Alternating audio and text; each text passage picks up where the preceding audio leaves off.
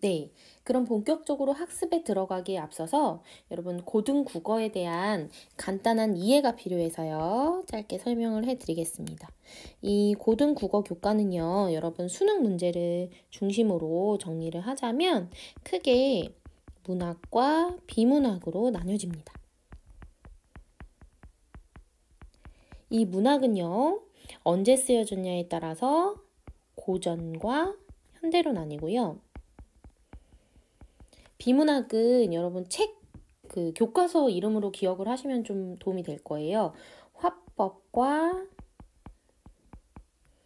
장문. 들어보신 적 있으시죠?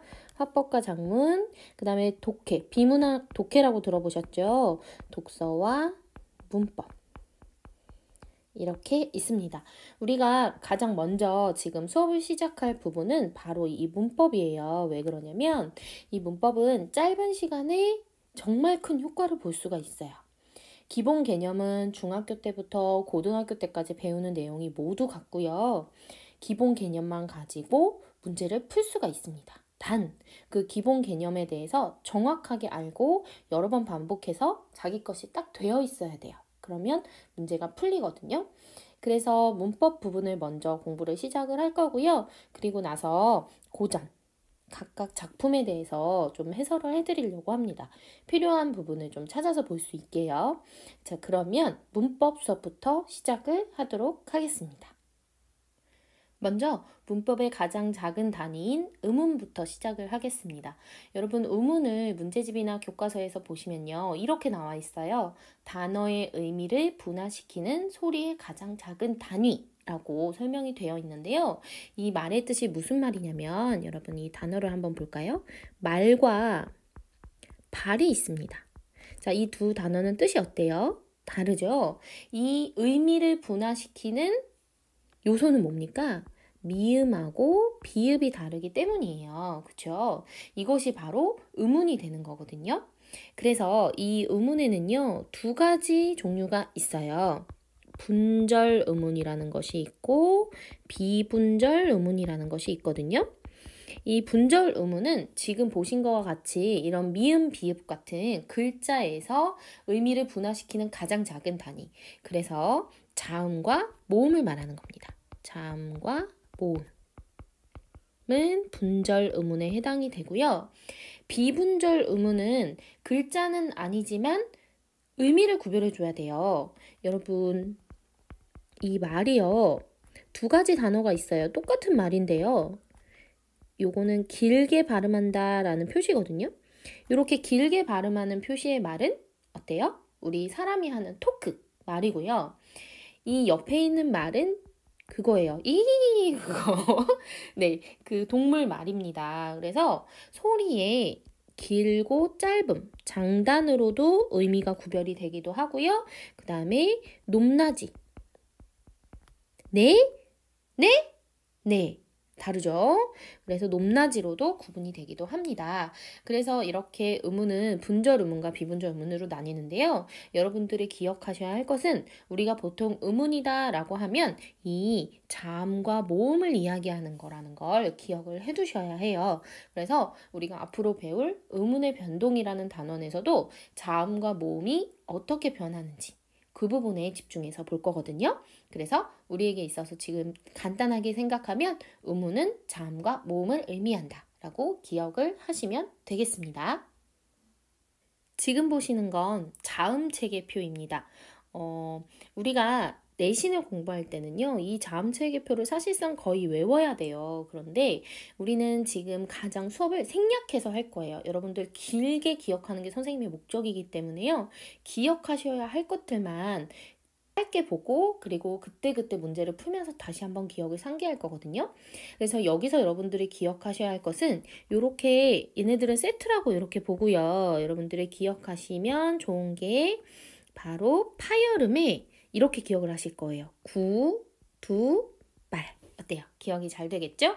그리고 그 다음으로 제일 많이 나오는 거예요. 이거는 이게 뭐냐면 바로 비음입니다. 비음은 제가 유명 인사를 조금 모셔올게요. 누구시냐면 오나미 씨입니다. 그리고 유음까지 같이 외우면 오나미를 이렇게 외울 거예요. 그래서 다시 한번 보자면 파열음은 구두발, 그 다음에 비음과 유음은 오나미를 이라고 외우셔야지 이 기억이 오래 가거든요. 그래서 꼭 기억을 하셔야 됩니다. 네, 단모음 체계표예요. 단모음 체계표에서는 여러분들 역시 내신용으로 다 기억하셔야 돼요. 근데 우리가 기억했으면 하는 것은 뭐냐면요. 바로 이 전설 모음과 후설 모음의 뜻이에요.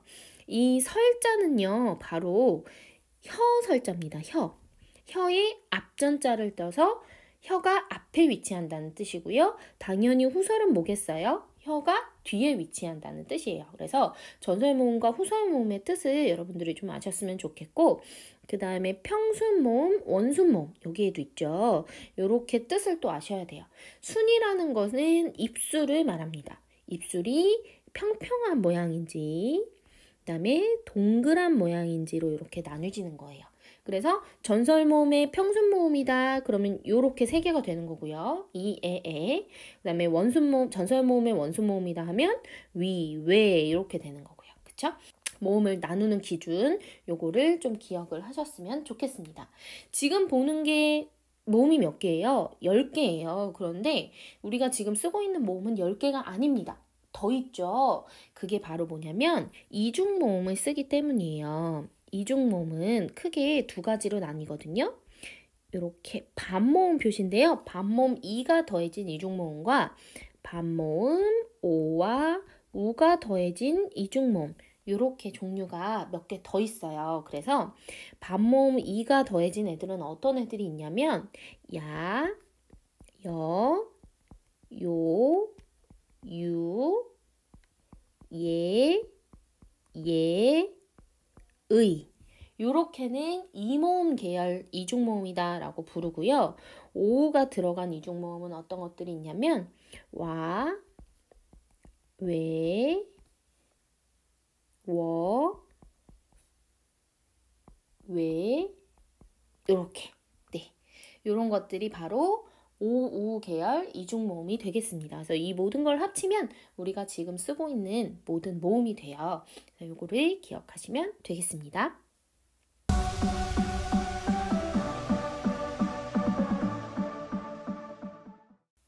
네, 도손스 원데이 픽입니다. 도손스 원픽인데요. 선생님이 그랬죠? 그날 수업이 끝나고 자기 공부할 거를 콕콕 집어드린다고요. 오늘은 되게 짧아요. 처음부터 너무 많이 공부하면 우리 체일 수도 있으니까. 그래서 2분? 3분이면 끝날 것 같습니다. 자, 오늘 기억하셔야 할 것, 구두발, 오나미를 요거를 잊으시면 안 돼요. 계속 기억을 하셔야 되고요. 그 다음 모음 체계표에서 기억나시죠? 전설, 후설, 평순, 원순 요 개념들을 외우시면은 오늘 공부는 끝입니다. 꼭 하시고요. 자, 그러면 다음 시간에 의문의 변동으로 찾아뵙도록 하겠습니다.